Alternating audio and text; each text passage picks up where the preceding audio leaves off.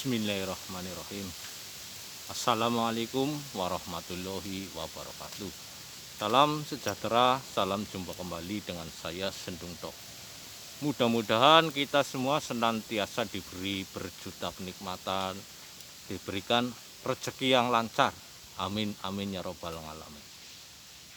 Untuk kesempatan kali ini saya ingin berbagi pengetahuan tentang bambu yang banyak disepelekan orang, bambu yang begitu sederhana tapi sangat sulit untuk ditemukan atau termasuk barang istimewa. Bambu apakah itu?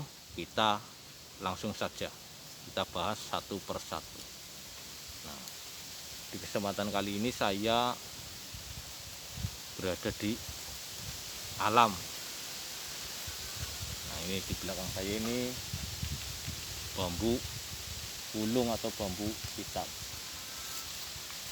Kita bahas satu-satu teman-teman. Nah, ini untuk yang pertama kali ini namanya bambu sabdo palon. Sabdo palon ini teman-teman. Nah, ciri utamanya apa? Kenapa kok ini disebut sabdo palon? Nah, sabdo palon itu sabdo atau lutut yang jumlahnya itu lebih dari satu. Itu disebut sabdo palon. Kalau hanya satu kayak gini nih teman-teman, hanya satu saja, ini cuma disebut bambu sabdo atau sabdo lutut, karena ini menyerupai lutut atau dengkul. Nah, kalau lebih dari satu sabdo, ini disebut sabdo palon, yaitu sabdo atasnya ruas normal, atasnya sabdo lagi. Nah, itu bisa disebut sabdo palon. Semakin banyak sabdonya itu semakin sulit untuk ditemukan. Nah, itu termasuk istimewa, misalnya 5, 7, 9 dan lain sebagainya. Itu sangat istimewa. Yang jelas kalau hanya satu saja itu sabdo, lebih dari satu itu sudah masuk sabdo palon. Dan alhamdulillah dalam satu batang ini ada beberapa keunikannya. Yang pertama ini jelas ini sudah masuk sabdo palon karena sudah lebih dari satu sabdo. Nah, ruas paling atasnya ini tumpang sari. Nah, ini tumpang sari, ini sabdo, ini tumpang sari. Jadi ini masuk tumpang sari, sabdo, tumpang sari. Ya, ini berarti dalam satu batang bambu ini sabdo palon plus tumpang sari plus sabdo plus tumpang sari. Nah, ini sabdo palon. Ciri utamanya yaitu bila satu saja itu sabdo, lebih dari satu itu sudah masuk sabdo palon. Semakin banyak sabdonya itu semakin sulit untuk ditemukan. Nah, ini yang terkadang banyak dijumpai bambu yang sederhana tapi sulit ditemukan. Yang kedua, ini teman-teman, ini dari jenis bambu hitam atau bambu ulung. Nah, ini nama pakemnya apa? Ini nama pakemnya ini tongtong seribu. Ada yang menyebutnya ini menara sewu. Karena apa? Lubangnya ini lebih dari satu. Semakin banyak lubang dalam satu ruas itu semakin bagus. Tingkatannya semakin banyak itu semakin bagus lagi. Tongtong sewu ciri utamanya dalam satu ruas. Nah, ruas itu sendiri jarak jarak antara alis bawah dengan alis atas, itu yang disebut ruas. Nah, tong-tong sewu itu bambu yang berlubang, ini menyerupai sebuah kentongan. Ini lebih dari 2. Kalau lebih dari 2 itu sudah masuk tong-tong sewu. Nah, semakin banyak lubangnya dalam satu ruas itu semakin bagus. Nah, juga semakin tinggi, semakin banyak atas itu semakin bagus pula. Nah, ini dalam satu ruas ini ada beberapa lubang. Kita hitung 1, 2, 3, 4, 5.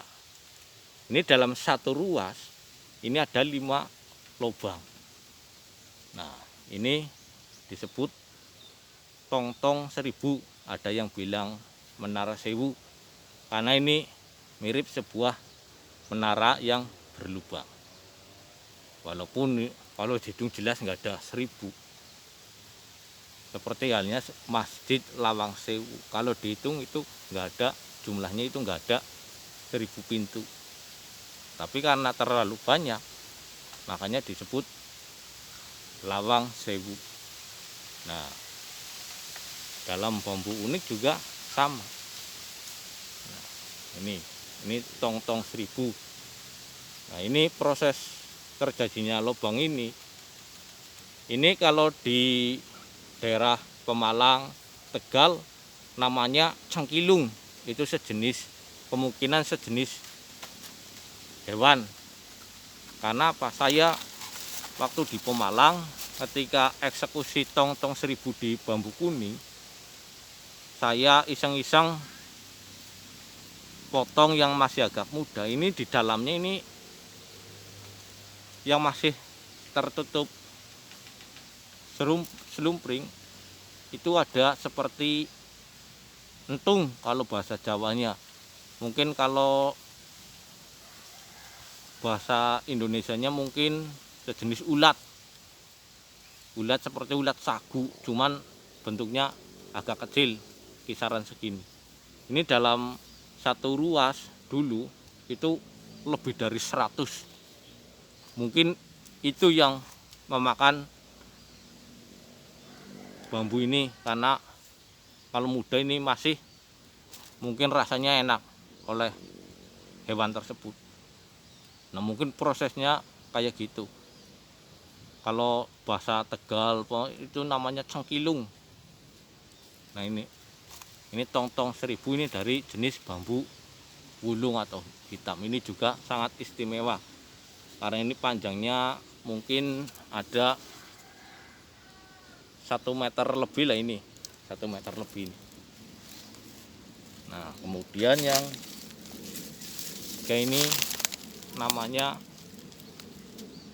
bambu rogo sukmo. Ini walaupun ini batang utama ini sudah ropos, tapi ini sangat sulit untuk ditemukan, teman-teman. Ini kelihatan sederhana sekali, teman-teman. Lihat. Nah, apa sih bambu rogo sukmo? Nah, bambu rogo sukmo itu ranting. Nah, ini yang dinamakan ranting ini namakan ranting, ini bonggol ranting. Jadi ranting yang masuk ke dalam lubang kemudian menembus sekat atasnya, menembus.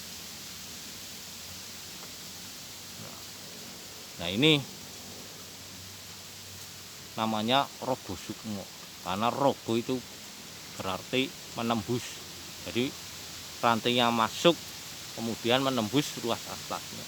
Dan ini juga sering salah dalam penyebutan. Ada yang menyebut rajut sukmo, ternyata itu salah, karena yang benar itu rogo sukmo.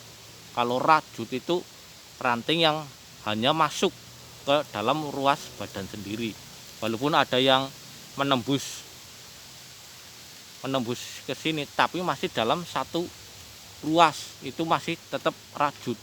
Kalau rogo itu menembus ruas atasnya. Jadi ini ranting ini nembus sekatan ruas atas. Kalau rajut hanya menembus badan ruas sendiri. Walaupun kadang ada yang nembus ke sini, tapi masih dalam satu ruas. Itu masih disebut rajut sukmo. Nah, rajut artinya itu masuk.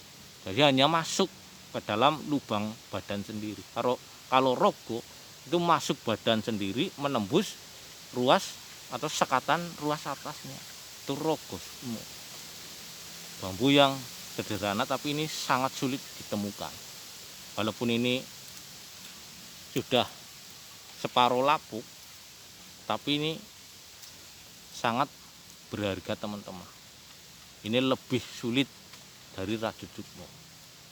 Dalam segi harga pun ini cukup lumayan. Walaupun dalam segi harga bambu unik itu tidak ada patokan harganya. Terkadang bambu yang sederhana mahal harganya, bambu yang istimewa itu kurang berharga. Karena apa? Itu tergantung dari si punya barang dan si pemasar. Jadi nggak ada patokan harga khususnya. Nah, ini teman-teman, beberapa bambu yang terkadang disepelekan sederhana tapi ternyata sulit untuk ditemukan. Oke, mungkin dari saya cukup sekian. Apabila ada salah kata, saya mohon maaf yang sebesar-besarnya. Saya hanyalah manusia biasa yang tak lepas dari salah. Jadikanlah ini sebagai tambahan ilmu pengetahuan. Dan jangan sampai untuk dituhankan, diagung-agungkan, ataupun disembah. Karena ini hanyalah sebuah benda. Tapi jadikanlah ini sebagai tambahan ilmu pengetahuan, sebagai untuk mempertebal keimanan, ketakwaan kita kepada Yang Maha Kuasa. Karena Allah Subhanahu wa Ta'ala menciptakan segala sesuatu pasti ada manfaatnya, pasti ada kegunaannya. Tergantung kitanya masing-masing mau digunakan untuk apa. Kalau untuk masalah tuah, kapan-kapan saya babar tuah bambu unik. Mungkin dari saya cukup sekian. Saya akhiri. Wassalamualaikum warahmatullahi wabarakatuh. Salam sukses, salam sejahtera buat kita semua.